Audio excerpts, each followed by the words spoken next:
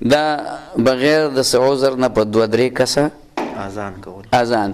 نو اذان خو یو کس دی چې کوم ترتیب راغلی د رسول الله صلی الله علیه وسلم د طرف نه، نو یو کس اذان کړی ټول عمر حضرت بلال رضی الله تعالی عنه اذان کړی، او چې کله بلال رضی الله تعالی عنه نو بل چا اذان کړی دی.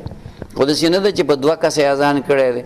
الله اکبر به یو سړی ووایي او اشهد ان لا اله الا الله بل سړی ووایي، دا شریعت کې نشته دی. ها عذر پیښ شو، عذر نو هغه که بیا سړی اذان د سره مو کې څه ګناه پکې نشته دی.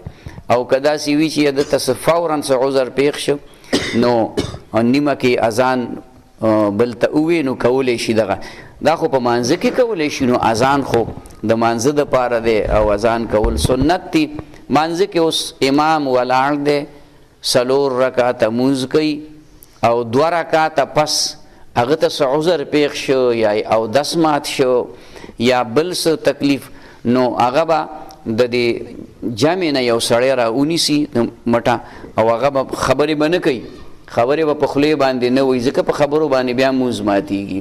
نو هغه به یو کس ونیسي د لاسه او مصله باندې به ودري، یا به د هغه ځای نه مونځ شروع کړي کوم ځای پورې چې امام مونځ کړی دی.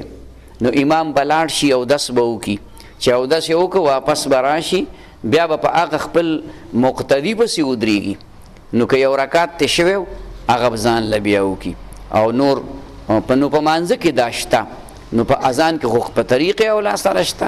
که عذر پیښ شو، یو سړی اواز یې بند شو او ټوخی پې راغی او بل درد پې راغی، ولې انسان کمزوری دی، نو هغه دا کولی شي چې بل سړی اذان ته رامخکې کړي.